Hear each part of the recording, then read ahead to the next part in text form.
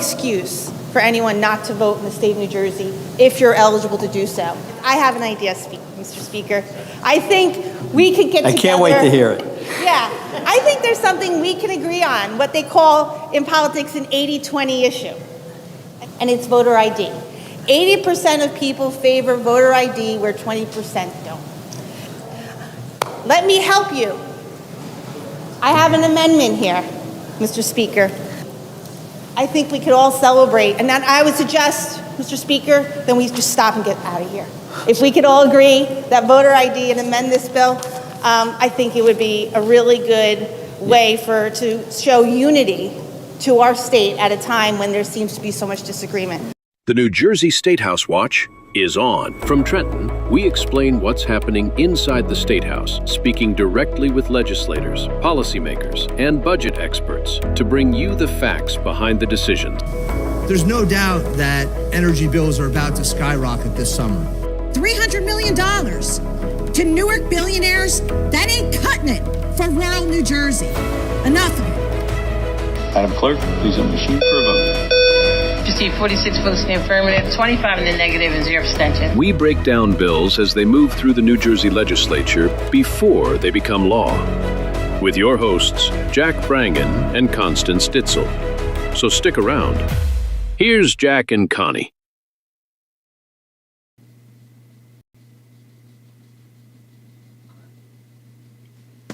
So good evening, everyone. Hi, my name is Jack Brangan, and I am here with Constance Ditzel. Good evening. Constance, how are you doing tonight? I am great. Okay. So, beautiful day, you can't complain. Yeah, so you are here at the New Jersey Statehouse Watch podcast, and we are on the second and fourth Tuesday of every month, and the purpose of our podcast is very specific. All we do is keep an eye on Trenton and all the bills going through the State House in Trenton. So tonight we have Vicky Flynn from, she's an assemblywoman from Legislative District 13, and we'll bring her on in a few minutes. But what we'd like to do first is just review what we have been doing the last couple of weeks, last couple of podcasts, and what's been going on in Trenton. In case you missed it while you were busy working, New Jersey has become a sanctuary state. And it has been a sanctuary state of sorts until since 2018.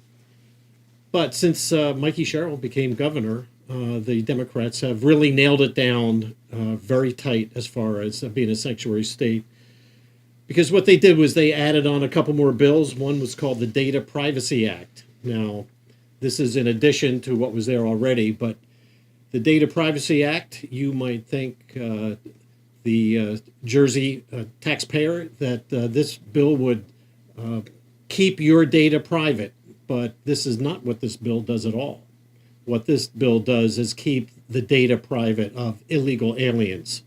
So what does that mean? That means if your local police force happens to see a fugitive that ICE is looking for, and it's picked up by the automobile license plate reader, it will now be against the law for your local police force to give ICE a heads up. So that data no longer will be shared, where prior to this law, that data was shared. And that's vitally important because if you remember after 9/11, the main criticism was that the police agencies, law enforcement agencies, did not share data. So since then, there has been a concerted effort to share that data until you get to New Jersey and the sanctuary state. So Democrats have pulled that back. The second one, by the way, if the data was shared by mistake, that perpetrator can sue the state now. So they added that into the law that they can sue the state of New Jersey. So in addition to being a sanctuary state, the other thing is the Department of Health has pulled away from the CDC. For 70 years, almost 70 years, New Jersey has followed the CDC in terms of immunization. Mikey Sherrill is thinking better. She thinks she knows better than the CDC, and they have moved away from the CDC for immunization.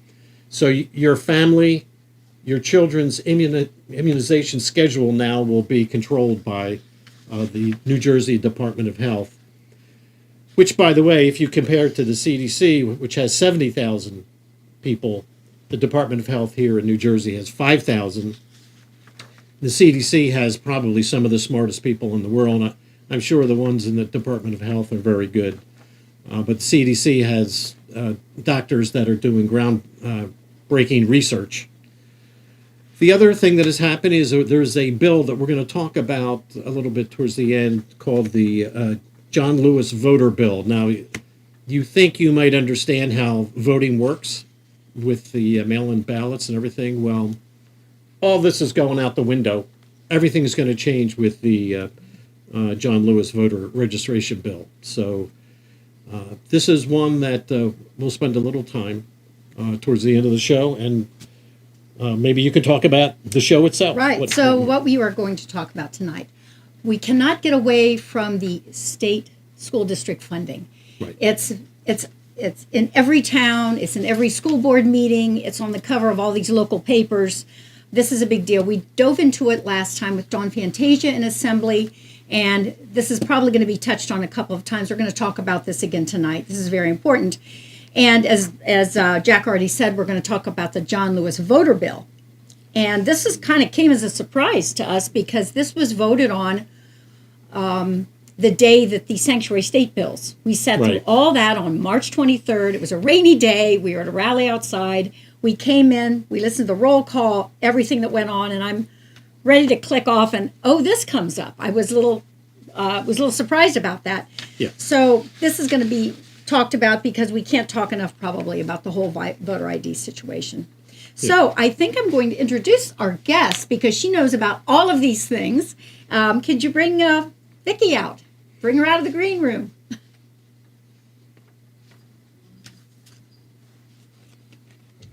Hi there, Connie. Hi, Jack. Hey, Vicky. How are you?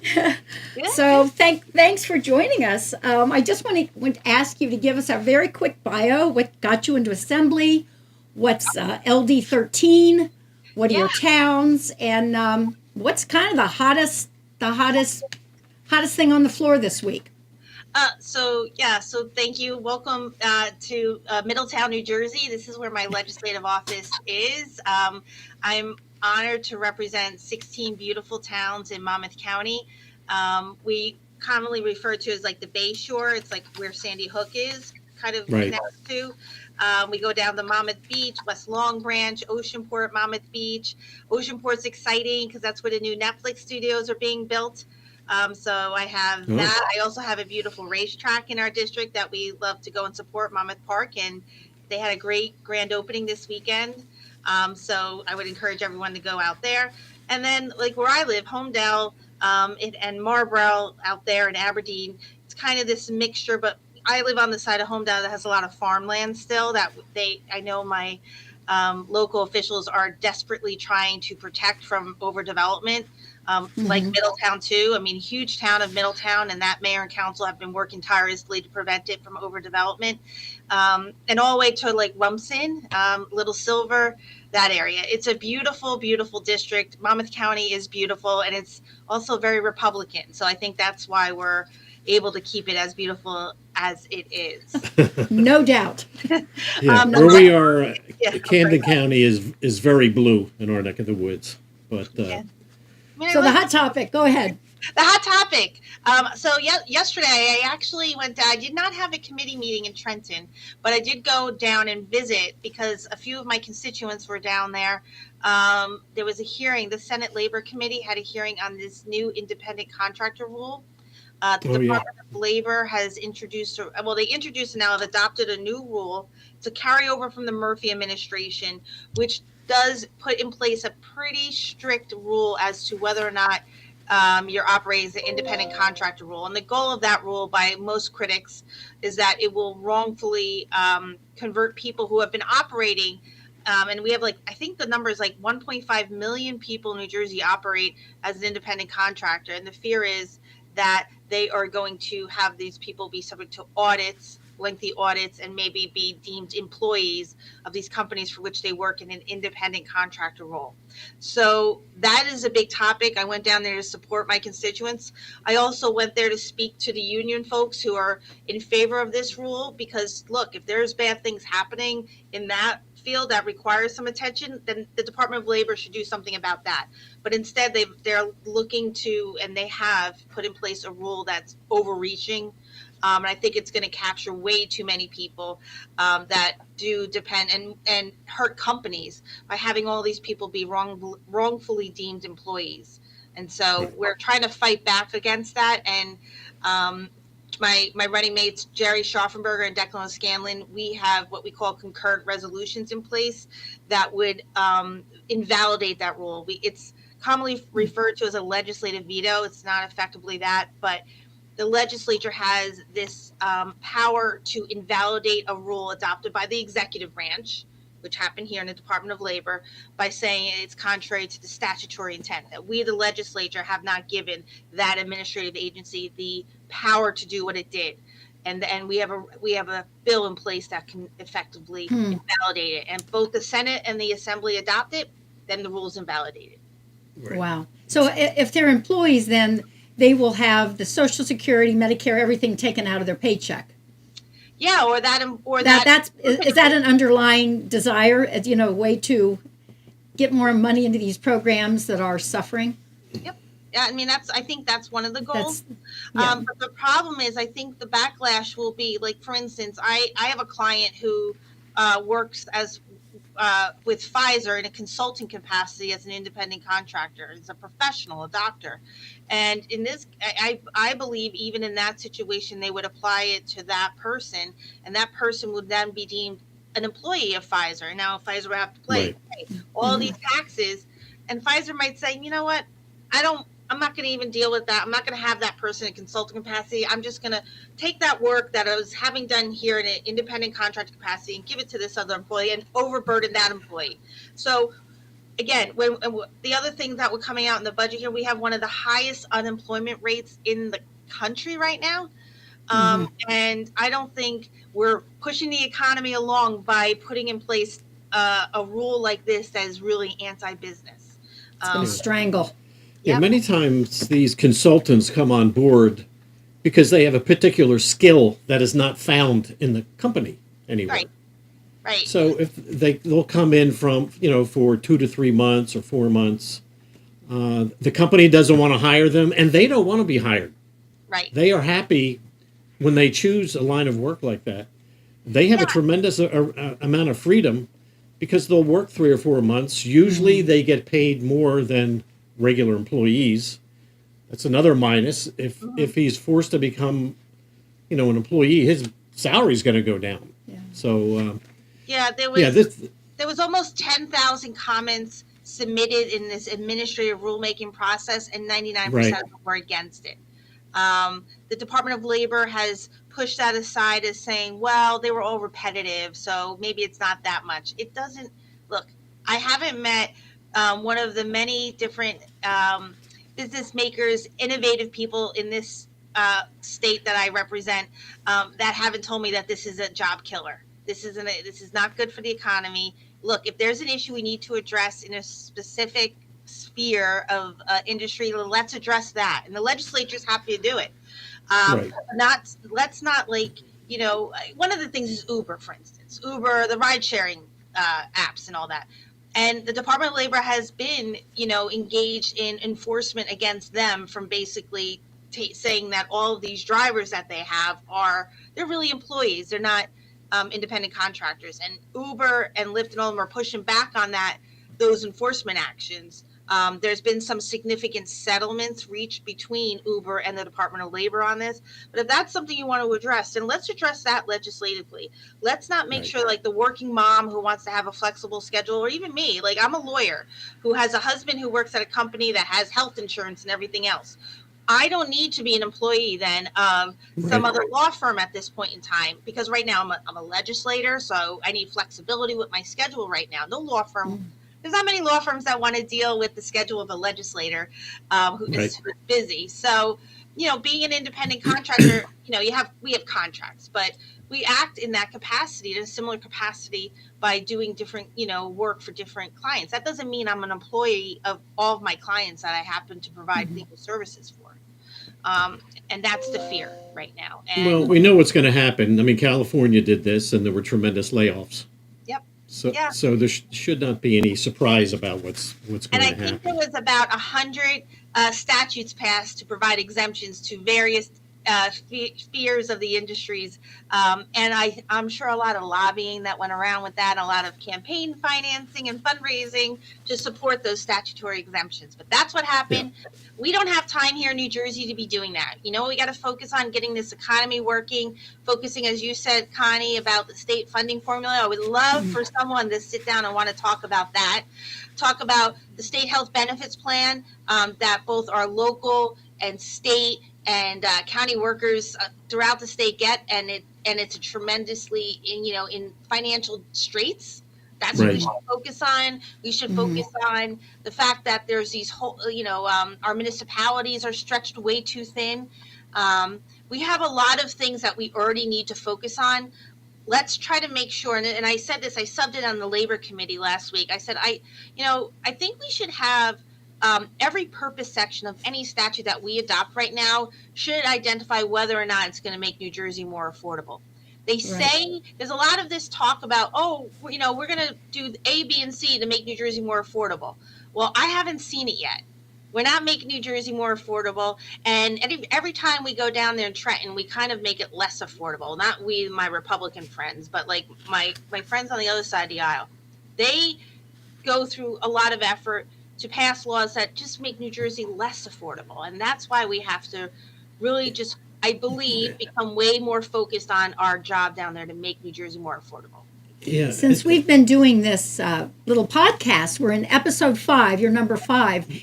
And I went and I was going to detail it at the end if we have time. But we came up with $522 million that we've uncovered just that Mikey has assigned since January in the topics we've addressed. Yeah. And we'll point out what those are. But $522 million has been added since January. So anyway, let's talking about money. This is a good segue into the school budgets. Yeah, let's talk about the school funding formula, which is pretty old, isn't it? Didn't the formula go back? I don't know. Does it go back 20 years or something?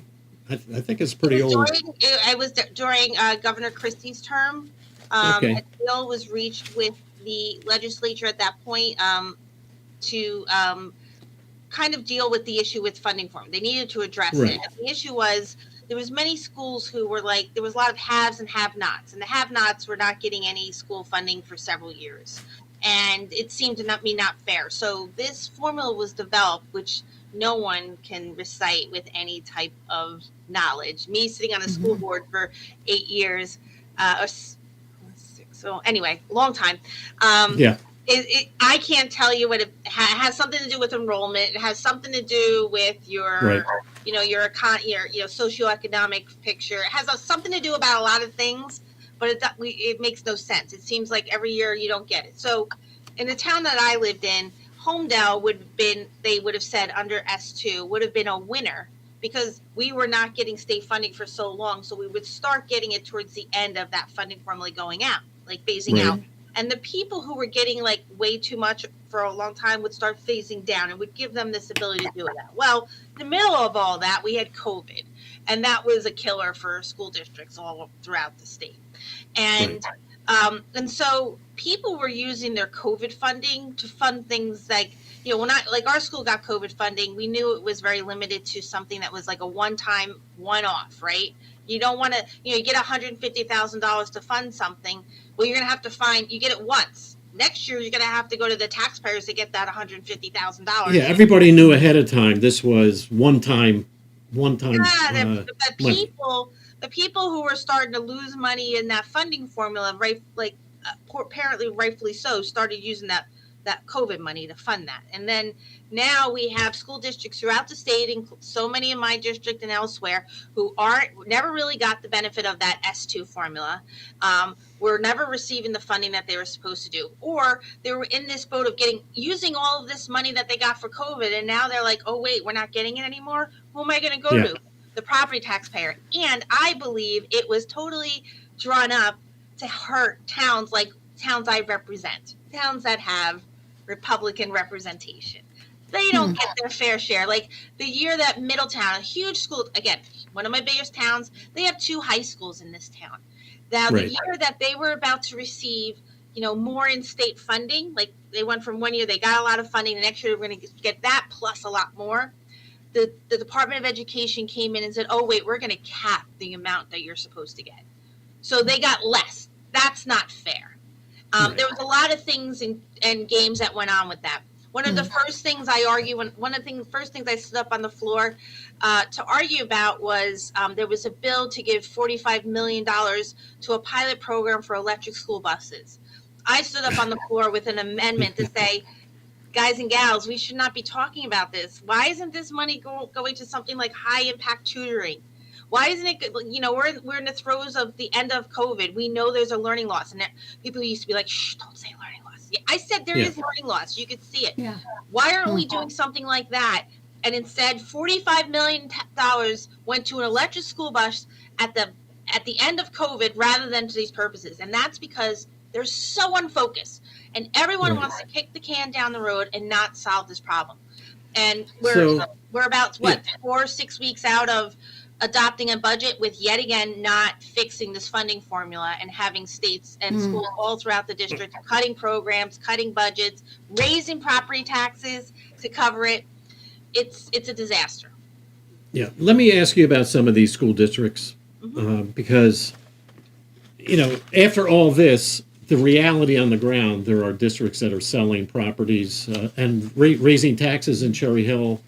We're $16 million short or something like that, so there's going to be a 7%. So in Toms River, they sold their administrative headquarters for $15 million, to try to make... This is because whatever's going on with this formula did not do it for Toms River. Lakewood Public Schools are trying to sell an elementary school. Jackson Township, they already sold their middle school property for $40 million. Asbury Park, they're discussing selling 2 buildings. Jersey City is looking at a 17% tax increase. Edison Township is 12%. Hoboken, there's a 27% approved that would increase. That's huge. This is huge. Montclair Schools, 23 to 25% effective school tax increase. Toms River, 22% over 2 years. What are these districts going to do? I mean, first of all, they're selling these properties, which gets them through this year, but it doesn't take care of subsequent years. And increases like this, even 22% is a lot of money for anyone. Even in Cherry Hill, a 7%, you've got a lot of people that either don't have kids in the schools, and everything is going up. Meanwhile, you've got this Stay New Jersey and all these little tricks going on where you get money back, but now you're going to be paying more in taxes. I mean, what's the way out of this mess? Well, I think we have to, again, sit down with that budget and take a good pen to it and really start redrafting it and taking things that are budgeted for other less necessary items and put it back in these school districts. We have it, like you just said, have like if there's a sale of $1 million to infuse cash, they sell property, they get $1 million out of it. Where are they getting it next year? They still have to fund it next year. That's $1 million in that budget. And I don't know. One of the things I did a TikTok a little while ago about maybe we should bring these school budget decisions back to the voters.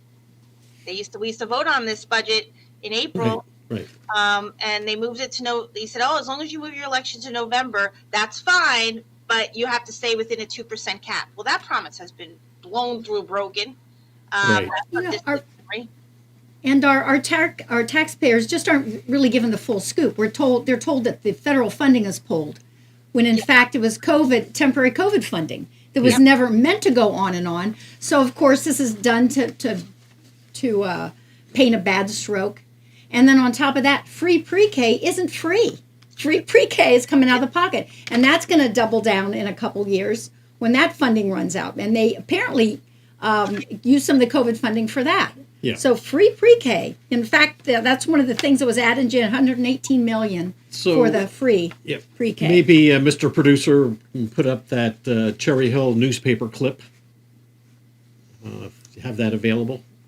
So this is our local town of Cherry Hill. In fact, Jack is from Cherry Hill. I am. Jack is a proud resident of Cherry Hill. Right. And, I'm walking down the street visiting my daughter, and, these papers, these local papers they throw on I pick it up, and front page, April 1st, 7.3% tax increase, 14 million down because of lack of funding, 72 teacher cuts, 72 positions killed, and then another 8 million that has to come from somewhere else. So the 72 teacher cuts, I guess, was 6 million. Right. So big numbers. So what's maddening about this, if you remember in the lame duck last session, they allocated $200 million to upgrade the stadium in North Jersey.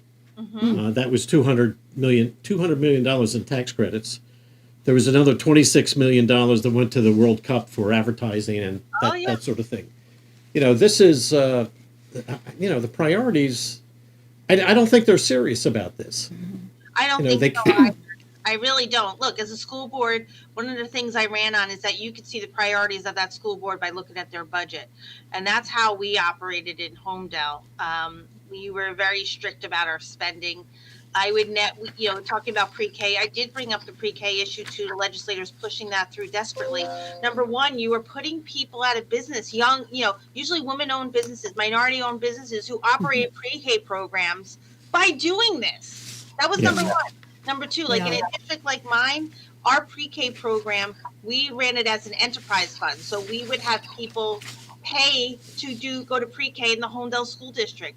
That's how we dealt with the fact that we got little to little state funding. And so we can keep running. And these are the ideas that you need to have. And obviously the people at the state level don't understand those are decisions being made at the local level. And that's a big problem. And voters need to be thinking about that. When you elect people, you should be electing people that have the experience to know what to do and how to ask these questions and how to articulate it. And if you've already worked at the local level, you see it. You see what all these mandates coming from DCA really mean and what they cost. So that when we're standing up on the floor in the legislature or we're at a committee meeting and a bill comes through that has another mandate, we could start pushing back against that because we know the impact. Sadly, there's too many people there that aren't, and they just spend like drunken sailors. The budget went up from Chris Christie, when his last term is a $34 billion budget, to today to $61 billion, 60.4 billion. 60 points. Yeah. I'm anticipating the billions to come. The 61 billion that will end up being presented to us on a June 30th platter. That's unbelievable. Yeah, that's scary. And one of the best, I don't know if you both saw the Democratic debate when they were doing the primaries. There was a student who asked a question, and it was the best question and never asked again, sadly, by any of the commentators. I think it was the best question asked. A student came out and asked all those candidates seeking to get the Democratic nominee, if you continue down the trajectory of what Governor Murphy has done in the budget seasons, by the time you're finishing your first term as governor and be running for a re-election, the budget will be about $90 billion. What are you going to do to prevent that from happening? Right. And no one had an answer. And that should give everyone a clue as to, you don't have an answer to that, then how? Because the next question is, and if you don't have a plan, how are the rest of us going to live here? And how much more money can you take from my $1 that I have in my pocket all the time? Because I feel like if I make $1, you're taking $1.25 away from me. It's just, there's just no end. And we have to stop this. Let's throw up one more clip because there's another parallel here. This is Welcome back, Matt, to Collingswood. Bush in the Live Center. The Collingswood Board of Education just voted to close an elementary school. This was about an hour ago here. This is all because of a $3.3 million budget gap. So tonight, we've been watching that school board meeting that was happening. Garfield Elementary School, that's the one that's going to close at the end of this year. So some teachers will be laid off, and the 113 students, they're going to have to move to the 4 remaining schools. So parents complained about what this is going to do to the students and the services provided to them. A lot of public comment from parents and staff members. Here's just a. Yep, it's happening too in my district. This is my town. This is my town. This is Collingswood. And so they're closing a school down. And unlike your area, which is largely Republican, my town is completely not. So on one hand, you've got them very upset and in tears over this. On the other hand, they're all for no ICE, all for sanctuary state, all for no kings. And then we have the sad story of that going on. And they're not looking at the parallels. That we have 925 million, I think, a year. And I think that's modest in the education of illegal immigrants. Yeah. That is reaching into the pocket of these school boards. And yet they're pushing for no kings, no ICE, protect. And what they need to be realizing is, would they speak the same tune if they realized that it's coming from one pocket into the other? It's not coming from Murphy's pocket or Cheryl's. It's coming from yours and mine. And they're not putting that. We're going to connect the dots again at the end of the segment. We'll move on, but that's the first dot. But it's a big step, and this podcast is a step in that direction. And all of us out there talking, connecting the dots needs to be done, because you're correct. And when Jerry and I meet with people in our district who are really, and rightfully, as upset as those parents in Collingsworth, they're upset here in Middletown. They were about to do a school closing. It turned out they got one vote less. It's not closing, but there's still a budget gap. Union Beach, the town is buying property at market value to do that. Homedale, my district, in 4 years, they have a budget gap. They're getting $1 million from the town. They're buying property. Like, it's insane. But and yet, we always say, who did you elect to do this? And they added $375 million to the already approved budget for the schools in January. $375 million more. That's going cha-ching. So while you have this this misery, I'm sorry. Go ahead. Yeah, while you have this misery going on in some of these school districts, at the other end of the spectrum, you have certain school districts like Newark, that's flush in cash, and there. We understand, anyhow, that there are trips to Las Vegas, trips to Honolulu, $2 million for food for staff over the year. Mm-hmm. Now, $2 million, that's money that could save, teaching positions in any number of these school districts here. Yeah, I mean, that's a reality. They were screaming about, the last 3 years, we were screaming about a teacher shortage. And a lot of time and money and effort was putting in to help support that. And now we're cutting teaching staff because we can't afford it anymore. Yeah. What's that about? Right. So when we were prepping for this, we talked to you. You said it really well. We were all part of this governor race, remember? Wasn't that long ago.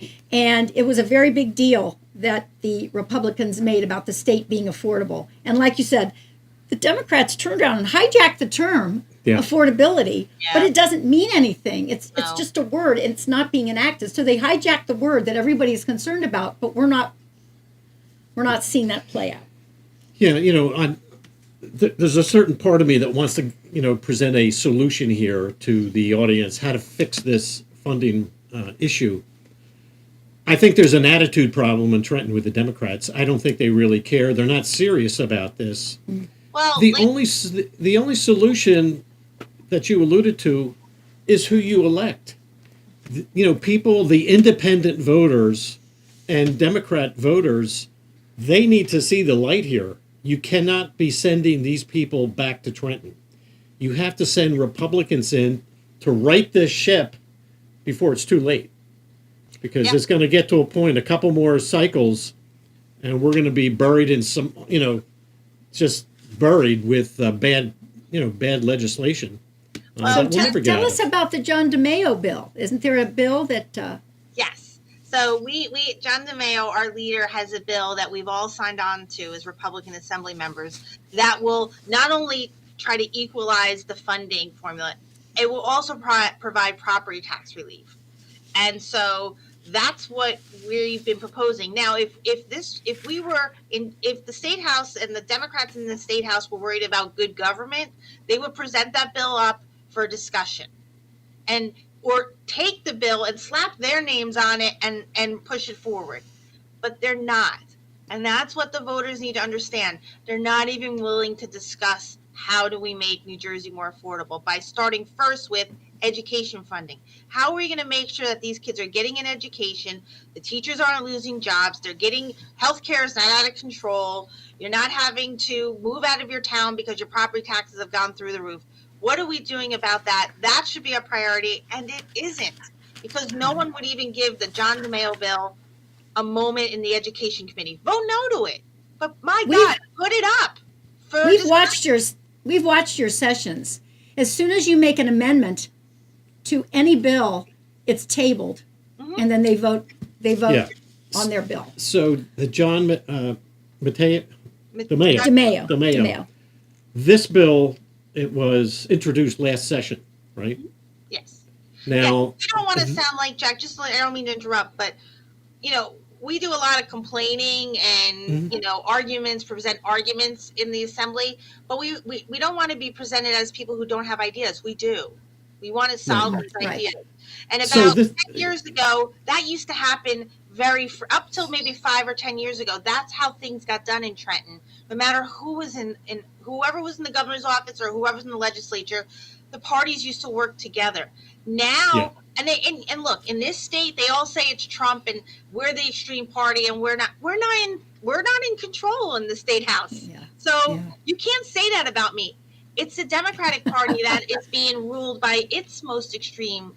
And quite honestly, I'm afraid for that party. I would rather have the party of the Democrats from 10 years ago than what we're seeing now, because what we're seeing now doesn't result in us being able to sit down and talk rationally about these type of ways in which we could work together and solve problems for New Jersey. We are being ruled by an extreme, and it's getting worse, an extreme angle from their side of the party. And I wish and I pray that the Democrats would stand up against that part of their wing of their party and start legislating, start operating like they used to, closer to the middle, because right now they're listening way too much to that extreme end of their party, and they got to stop. So this bill, which represents a solution, right, to the school funding issue, can't even get onto the floor without going through Craig Coughlin and Lou Greenwald, right? So these two guys are sort of blocking any of the Republican solutions. So these bills sort of die on the vine. They never see the light of day. And this is a disservice to the citizens of New Jersey. This is horrible. And the only bills that really get put forward are Democrat bills, which don't really fix anything. They just make things worse. Yeah. So there's, I don't know. It seems, I know this is all part of the rules of the chamber, but people need to understand the frustration of the Republican Party, because we can't get any of the bills out onto the floor and into committee because these two guys are blocking it. It stops right at that door with Coughlin and Greenwald. Yeah, look, we're up for election every 2 years and the second every 4. So next time, the voters of New Jersey, do they like paying these high property tax bills? Do you like paying high auto insurance bills? Do you like paying high electric bills? I guess then continue to vote Democratic. But if you want to start doing something that will make sure that your family has a future in New Jersey, that your parents can still live in New Jersey, that you personally can still live in New Jersey and maybe invest some money in your future, then try the Republican Party on for size. Because right now, I don't understand how that's why we're in this position we are right now in New Jersey, by being the least business friendly state, by having the most highest property taxes in the country, higher than California. And we're spending all of this money paying all these taxes, and we continue to elect the same people. What do you think is going to happen? Every town hall comes up with someone asking about property taxes. Our Congressman Don Norcross was at a town hall recently, and of course, someone raises their hand about property taxes. Assemblyman Bill Moen was there, and his answer was, well, that's a very good question. You should present this to your municipality. Yeah, that was the answer. It's a state issue. And so they're not given a true feedback. But again, these are the same people that are protecting the illegal aliens. Here's another one: the affordability thing and the connect the dots. Healthcare costs. They're saying the budget. One of the issues is healthcare. Well, it came out with Garden State Initiative. 1 in 5 New Jerseyans are on Medicaid. It's also true that 1 of 10 New Jerseyans are illegal immigrants. Right. There's some dots to be connected there. I mean, they're coming into the state and they need these services. The children, you have the funding formula weighted heavily for English language learning. Yeah. Well, these children of the immigrants need those services. So that weight is going to the Abbott schools, as we've talked about. Camden. We found out the Abbott school, by the way, is from a student in Camden. Yeah. So the whole, they're not connecting the dots, and I'm hoping that you and Jack and I and Jerry and everyone you're talking to can help connect them. Go ahead, Jack. Yeah, wasn't there? Did you mention 7 school districts take up 10% of the state budget or something, or 12 was it? Yes. So remember, let's go back. It's a $60 billion budget, and 10% of that, I believe it's 10. Okay. 10% of that budget, or set, it's between 7 and 10%, but I think it's 10% of that budget goes to 7 school districts. 7 schools in the state of New Jersey. Yeah. That's all you need to know. So maybe we focus on that, those 7 school districts, and try to peel off some of that money and give it to these other school districts. You could solve a lot of problems. Yeah. Well, not really. One of those 7 is Camden, and they're in a $91 million deficit this year. Oh, yeah. I didn't know that. Camden, get a load of this. Camden is run by the state. They want local control of their school board. Since 2013, the state of New Jersey is their superintendent, and they are $91 million deficit, and they're one of the Abbott schools. And good question. Yeah, I mean, how does the state run it? And it's not 90. What happens when we put the state in charge of something? Do they ever come out on the other side of we're saving money? Yeah. There's some relief. No, it never gets better. No, it doesn't. And it's sad because you know what? We just spent 25 minutes talking about money, which of course as a good Republican is very important to me, and how we could solve these problems. But you know what we're not talking about? How are we improving the quality of the education for these students who need it most? What are we doing to make education more meaningful for these students? What's one of the reasons I ran? It was so exciting when I first ran for the Board of Ed, when my daughter, who's now a junior in high school, she was just a baby. She was just born. I used to live in Nutley, and they wanted me to run that year that I was pregnant with my daughter. And these were during the April elections, and she was born in April. So I was like, no, I'm not doing that. I ran the following year.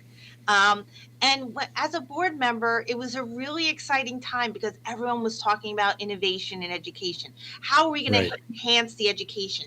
We were talking about the fact that the type of education kids needed then, we couldn't even imagine for what kind of job in the future, because so much was going to change. And look where we are, AI.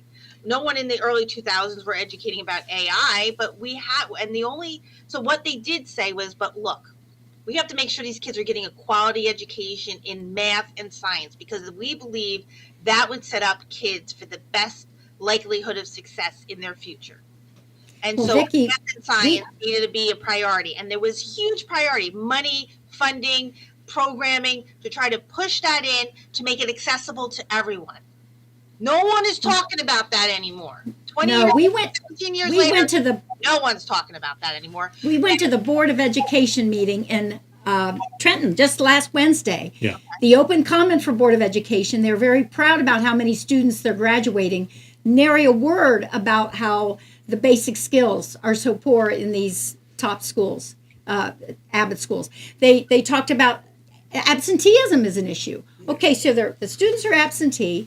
The basic skills are suffering, but they're very proud of how many are graduating. Yeah, but their graduation rate is also is a falsehood, because it is. Yeah, the standard for what's considered to be, the absentee rate has changed. So, a kid could miss like a half a year of school and still not have been, have a chronic absenteeism issue. So if a kid misses a half a year of school, how are they graduating? There's no standards applied anymore. I've sat there where they've lowered standards by bills in the legislature, and I'm like, what are we doing? Stop this. You have to stop. Think about these kids as if they were your own kids. You want the best for them. Where's that? I don't see evidence of that at all when we talk like this. I just don't. So I would tell these school districts at this point, if you want to fix this whole problem, you need to get Democrats out. The next time you get into that voting booth, you need to elect Republicans. And I'm asking independents and the Democrats to make that switch when you get in the booth. That's the only way we're going to fix this. Yeah. Because the Democrats, they're just not going to do it. They broke it, and they're just going to keep breaking it. Hate to do this, but speaking of voting, we're going to flip and talk about voting. We have about, we're moving along here, so. Yeah, so the... one thing to you, this, Jack, and then it will help, because it deals with elections. When I when I first got into the legislature 2 terms ago, it was at a point where we had, I think, 34 or 36 Republicans out of the 4. So we need 41 is a majority. So when we got that close, and we had the most women too in the legislature at that point in time, that's when it was like we were going back to reasonableness. We were going back to working together. They needed us on a lot of votes. Now that we're down in the low 20s, they don't need us, and they're acting like it. So that's why it is really important. That's what happened in 2 voting cycles. We went from having this almost a majority to now, Watergate numbers. So that's why it's important that voting needs to be safe, secure. People need to trust it. And so I'm sure that hopefully that transitions nicely to what you're about to talk about. But I don't know, maybe not. This is the John Lewis voter registration bill. Is that the name of it? Yeah, John D. Lewis. It's a bill that was drafted to again create division. Yeah.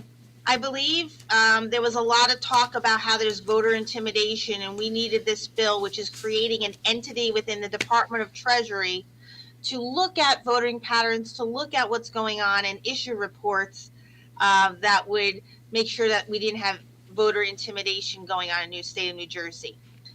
So this is sort of a false. I mean, the last gubernatorial election had more voters than in the history of the all elections back to the 60s. Far more. In fact, there were so many more. It's sort of suspect where all these people came from, because through the years there's been a fluctuation of maybe when you add all the votes from election to election, it's about 200,000 up or down from election to election.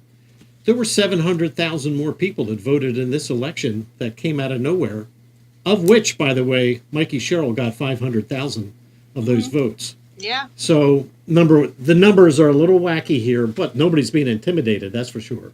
Correct. So yeah, that's what I questioned the people. Like, they had a lineup of all these women from all these different groups talking about voter intimidation and how, it was like zombies.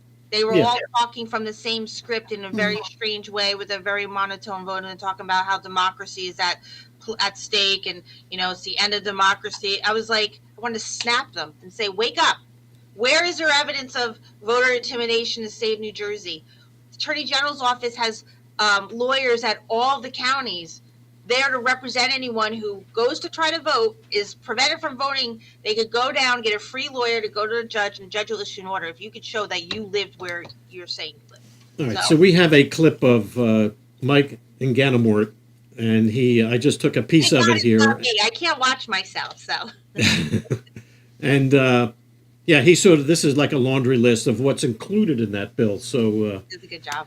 Mr. Producer, maybe you can put that up. Judges in New Jersey would be able to overturn election results, redraw district boundaries, change the dates of elections, increase the size of a town council or other governing body, change the deadline for returning ballots, change the method of an election, such as ranked choice voting, change the length of someone's term in office. In other words, totally reinvent major election processes. And on top of all of that, for good measure, it outright bans voter ID. Yeah. Or it was cut off. Voter ID. Yeah. So this is a major change in voting. If we go to ranked choice voting, that will be the end of anybody's understanding of how voting takes place, because it's a complicated process. Yeah, we can And thank, I think we can thank Andy Kim and his gang for all of this. This is what I remind people daily. So how did he did he introduce it on the federal level? Is that No, it just in terms of like getting rid of the party line, it's that whole group of people who want to say we're not going to be ruled by the party bosses. They're destroying the Democratic and Republican Party so that they can get control of these seats. So that's what this is about. Okay. And this is what I say, this is why the Democratic Party in our state of New Jersey is being ruled by its most extreme members right now, and they got to stop. Yeah. So, all right, this topic I think we have to spend more time on, maybe on a separate podcast, because I think we're running down the clock here for this segment. But that was a good description. I mean, he just described that pretty well. And the other point worth noting is that you said this came up from like a late Friday afternoon, then suddenly you're voting on it on Monday. Is this the way things go all the time? You're given like... Yes. Yeah, the other tactic that the Democrats are putting into these bills, in the voter privacy bill for the sanctuary state, if the data is shared with the police force and ICE, that perpetrator can sue the state of New Jersey. I mean, they're not friends of law enforcement, so... No. Now, with this bill, if somebody feels as though their voting rights has been violated, this bill will allow them to sue the state of New Jersey as well. So it's opening up the state to liability, in either one of these cases. But that seems to be a tactic now that they're, putting into these bills, is that if somebody's a victim, they can sue. Yeah, look, I like, as Mike, articulated throughout in a wonderful way, the whole laundry list demonstrates every single which way in which that statute violates the Constitution. We do not have the power by legislation to give away the rights only given to the legislature to do. And that has to do with elections. So it can't be done by statute. It has to be done by Constitution. It will never happen. Yeah. But and like I said, I stood up against, I asked for a simple, vote on 80-20 issue, voter ID, and they voted against it. So the voters need to know, both Republican, Democratic, and independent voters, next time that they're up for election, I'll make sure that I'll do everything I can to articulate that the Democrats voted against voter ID, despite the fact you, the voters, want it. Yeah. And we're going to be taking a break soon. I just want to tell you, came up on my phone today, there's a new A4960 to vote by phone in New Jersey. Nice. That's a new thing. So that's adding to this. Yeah. Vote by phone. Okay, so we'll go ahead and take a break. Yeah, so... or no? So I think we're going to say goodbye to Vicky. Oh, okay. So we're out of time here. Well, so it's been great. Thank you for doing this. It's an important public service that you're providing, and I can't thank you enough. And I appreciate you allowing me to share some time with you today. Oh, we appreciate you taking the time. We know how busy you are fighting for us. Yeah. Thank you. Okay. Thank you, Vicky. Okay. Bye-bye. America's Pulse Network. The mainstream media is bought and paid for. The truth is twisted to fit their agenda. But America is waking up. Because podcasts are the future for trusted media. Welcome to the America's Pulse Network. It is a network built by patriots that upholds the Constitution. But America's Pulse Network stands for God, truth, and the America First movement. There is no corporate propaganda, no government spin, just real news, real talk, and real voices fighting for faith, freedom, and the future of this great nation with common sense. Here are some of America's Pulse Network podcasts. Alexandra Levine Live, hosted by Alexandra Levine. Jersey Shore Podcast, hosted by Damon Galdo. The Conservative Corner, hosted by Seth Eisenberg. The New Jersey Statehouse Watch, hosted by Jack Brangan and Constance Ditzel. APN's The Pulse is moderated by either Alexandra, Damon, Elena, or Seth. Also tune into America's Pulse Network on the following social media platforms: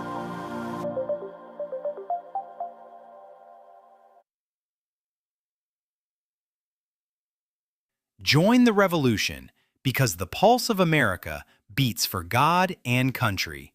America's Pulse Network is for faith, family, freedom, and truth.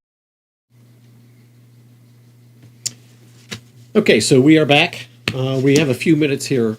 I think we didn't get nearly enough time to talk about the John Lewis bill. We really need to dig into that because we started the show with some of the changes that have taken place since Mikey Sherrill came into office.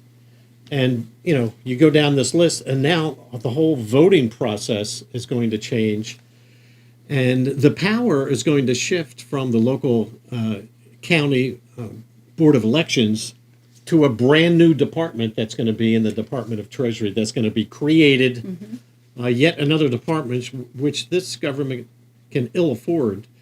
This is just startup is going to be almost $3 million, to get that department started.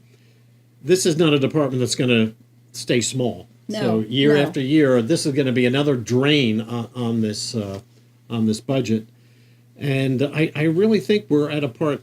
Keep in mind, there's based on the report from Paul Kinitra, there's 1 million people that have come into the state of New Jersey that are illegal aliens. They don't arrive here with their Blue Cross and Blue Shield card, Right, or their right. Aetna Medical or Delta Dental. They arrive with nothing. Yeah. So I think we're starting to feel the strain of these 1 million people that were unaccounted for. And Paul is updating that report. We're going to get an update in another month. Yeah, this is. But we're building more infrastructure, like he said. So you got that John Lewis bill. So that adds what? $2.5 million. Right. Then in the K through 12 that Mikey added this year, $375 million for K through 12, plus another $118 million for pre-K. We talked in another show about the Department of Health expanding vaccine access in their database. $4 million there to build a brand, to perpetrate that infrastructure. And then you have this $22.5 million for Reproductive Health Access Fund, which Murphy started in December. $22.5 million for 26. Mikey is continuing that for 2027, another $22.5 million. Yeah. It's just that the money keeps layering on, and that's a real good segue. There's a big bill this week. We got to let folks know this new bill, 2260, S2260, A2218. It's in committee voting this week. It would create criminal and legal protection for abortion providers, even when those minors might be brought across state lines without parental consent, and doctors who offer services related to gender dysphoria.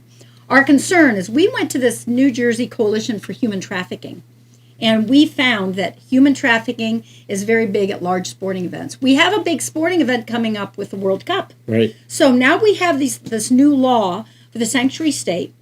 We have this new law here that's going to make it very difficult to prosecute people who are doing this, coming across our border.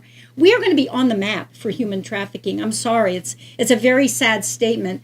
I want to urge you to vote against it. I'm going to tell you just where to go. NewJerseyFamilyPolicy.org, NJFPC.org. Learn all about it.